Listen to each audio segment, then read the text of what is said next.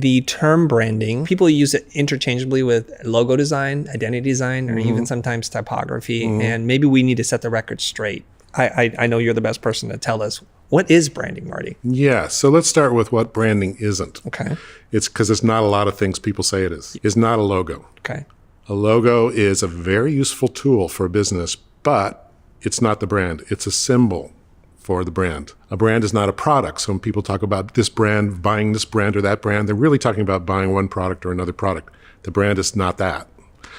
People say the brand is a promise the company makes to customers, and there's some truth in that. Yep. I mean, it does end up acting as a promise, but that's not what it is either. Advertising people like to say, well, it's the sum of all the impressions that a company makes on an audience. Yeah. Well, if you're trying to sell a lot of impressions, I can see where that might be useful to you.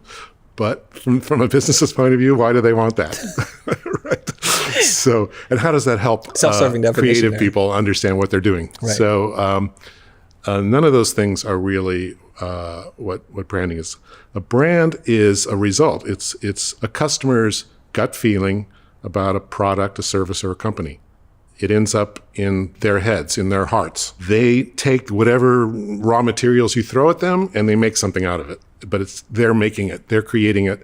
And so in a sense, when you create a brand, you're not creating one brand, you're creating millions of brands, like however many customers or people in your audience. Oh. Each one has a different brand of you. So a brand is like a reputation, right? So it's your business reputation, and everyone's going to be a little bit different about what that reputation is.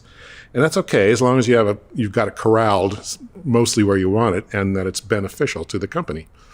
So we tend to look at companies and designers tend to look at branding as, from our point of view, like this is something we're doing. We're telling a story. We're making a claim. We're making a pitch. And that's what we do, but that's not what a brand is. A brand is the result of that. And if you don't start there, you don't know what you're doing. You actually don't know what you think you know what you're doing, but you don't.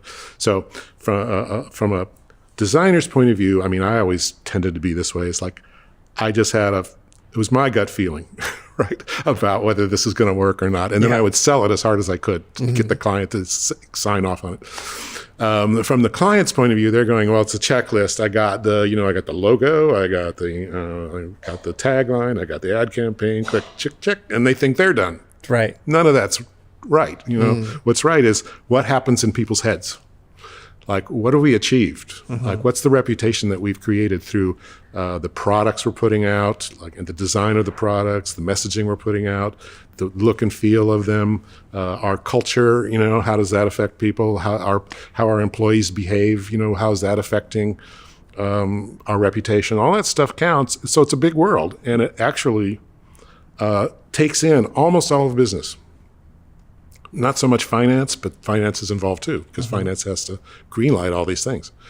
But almost everybody in a company is, affecting the brand, doing something with the brand, doing it for the brand, or hurting the brand. So you got to think of it that way. Whew. I didn't want to say one word because that was perfect. This is unscripted. Marty's just talking from decades of experience and writing and articulating this. It's very clear to me.